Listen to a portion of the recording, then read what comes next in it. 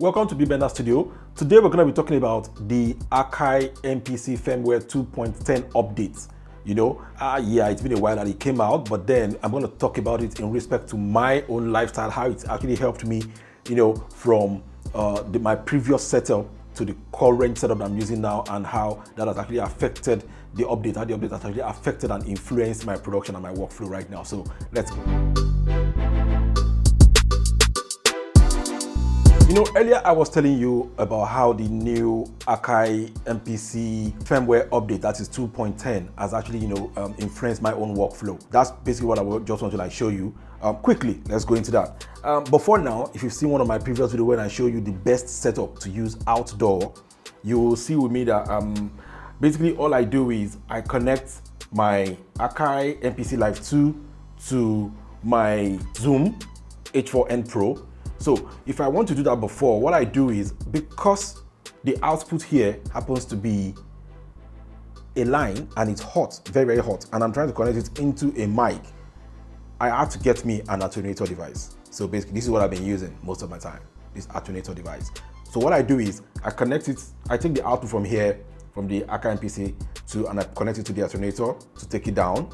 Then I plug this directly into the mic in of the Zoom Pro. And once I do that, I'm able to record any of my activities here. Clean output comes in straight here. But then if I also want to listen to what I'm doing, it's either I plug in a headphone here or I plug in the headphone directly to the back of my Akai. And sometimes the volume usually tends to be kind of loud. You don't see it because I don't show you. It's usually kind of loud. So for me to actually because I think one thing I noticed is this doesn't have the volume control, especially for your output here. What controls everything is just this guy. That's what controls the entire volume.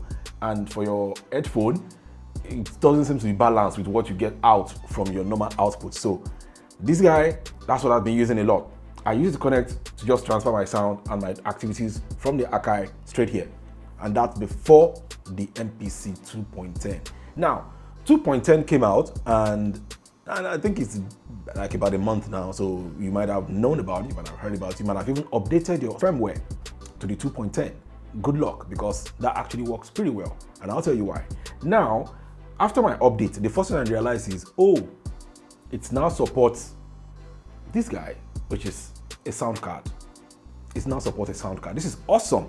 The reason why this is awesome for me is because while I'm doing my recording, now, instead of me to use any alternator device, I'd be like, you know what? I don't need you anymore, at least for now. If I'm working in my studio, I don't need you. Maybe if I'm going out, I can still take you along with me. But now, if I'm working in the studio, like I'm doing right now, right here, I don't need it anymore.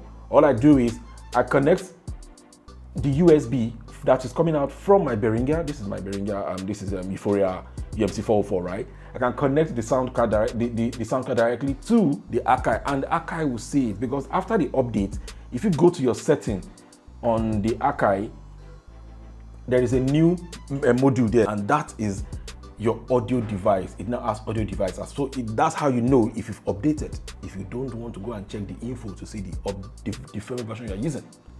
Once you've done your update, to know that your update is successful, it will basically have that audio device as part of the menu on the preferences, and that is in the settings, right? And once you see that, you can easily go to your audio device and select any audio card, any sound card you've plugged in. As you can see from here, well, sorry if you cannot see, but then I'm telling you, I have the Behringer UMC 404. It actually identifies it, and then I can easily select it, and basically it's what is selected right now. And then I click on OK. Once I OK it, all of my outputs, the sound goes straight into this place. So now what I've been able to do now is, since my audio is now being transferred to the sound card from the Akai MPC Live, all I need to do is just take, from one of the outputs of that one, the line, straight into the lining of the Zoom, and I'm able to get a clear audio out without me having to use any attenuator device. So that's basically what works for me. If you are wondering what this second cable is, don't worry. You see, I'm connected to, I'm currently using a lav mic, right? That's the Rode Wireless 2. And this one is connected to the receiver. That's it. The transmitter is somewhere, hiding somewhere here. Yeah. So as you can see, it makes the work kind of like a lot easier for me. and it's seamless. So I just plug and I'm good to go like that. And I also noticed that for those of you who are wondering, okay, what other things are there? You can basically just check up other YouTube videos. You will see a lot of the modifications and the upgrades that has been made from the 2.8 to the 2.10, which I think is a major one. The major one that everybody is talking about, maybe they're not showing you how it's being done, is the fact that now it supports a sound card. And then another thing is the fact that if you're using the 2.8 before now, you realize that you cannot manage your mute properly. Your mute will have some issues, because if you are currently playing a MIDI note and you mute it before it starts, by the time you unmute it, it doesn't even work anymore. You won't be able to listen to the audio again. That's how bad it's been. Like, it actually messes up a lot of workflow in that regards. But now with the new updates, even if you mute a MIDI, a MIDI key, like any MIDI track, if you mute it, by the time you unmute it, while the play track, the track head, the play head is still going. So by the time you actually unmute your track, you are definitely going to get that song or whatever that is playing there back into the sound without any problem. Like, it's not as if, like, it's not like before now where you went to mute and you're mute, it doesn't play again until the playhead comes back to that particular location. Nah, this time around, mute and unmute works perfectly on your pads. And that basically is how this is done. Yes, so I like that because I use that a lot on my project. I like that aspect. It makes my work a lot easier right now. And also, especially for live play. And also, the fact that it supports soundcard now makes my own connection a lot easier. Even if I want, I can choose to basically strictly, what I do is, if I need to do my recording, I need to include some scratch and all that. All I do now is connect my my DJ equipment. That's my Pioneer DJ equipment. I connect it directly to the sound card, and I can easily just map it to one of the tracks here. Audio, take it in, any scratch or whatever that happens there, it's fed directly inside the Akai MPC Live 2, and I'm able to work. This is also applicable for any other Akai MPC that you might have right now that supports that MPC firmware, the new firmware update, that's 2.10. So it's really actually a very cool one. At least I've been using it for like over 3 weeks, and I can tell you the difference is actually interesting. So if you have not updated your firmware, go just check up the video. Go to their website.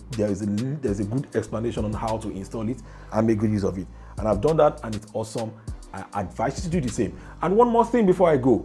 This is my Ableton Push 2, right? Very lovely piece of equipment. But right here, I noticed something.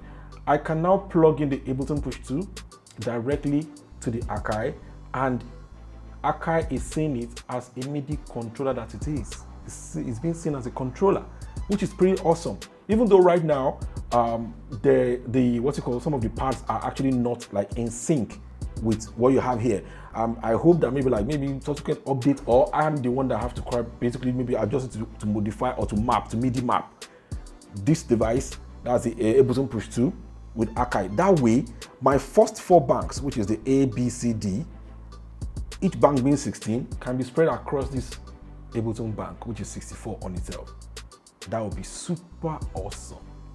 It makes for me, because basically I just sometimes you're having to do this 1, 2, 3, 4. Sometimes can be funny when I'm right here and I'm just working, stand alone. I can easily just do the. And I notice that even this the pitch down and pitch up, it responds. Even might not be the way you want it to respond, but it's responding. That means there's a communication that is being happening, that is taking place, between the Ableton Push 2 and the Akai MPC Live 2. And if that is fine-tuned over the time, right now, maybe I have to do it by myself, sit down one day and look at how to MIDI map. I noticed that even all my buttons, all these touch response buttons, they respond. Do you get to the synth? So if I'm able to take care of that, I believe this would just be a perfect tool for me to just plug in, and I can spread everything here on my pad right over here. Even if that works alone, at least for a start, and my pitch bend works, I'm good to go. I can actually handle a lot of other things from here. If I can map my play start, and I can map my record and all those automates, it will be super awesome. So just watch out. I'm telling you right now, this Ableton Push 2 is currently trying to interface with this guy, and if that handshake should be completely fine-tuned, you're gonna love it. Especially, if you are an Ableton Push user, you're gonna love it. So that's basically all we have for now. And for me personally, like I said, I'm just taking you through what I've done before and what I'm doing right now, how it's helped me before, and how it's actually taking my production and my setup to the next level right now with the new Akai MPC firmware 2.10 update. Seriously, trust me, you should get yours. So there you have it. Don't forget to like, subscribe, share, and invite others to join. Learning is fun. See you in the next one.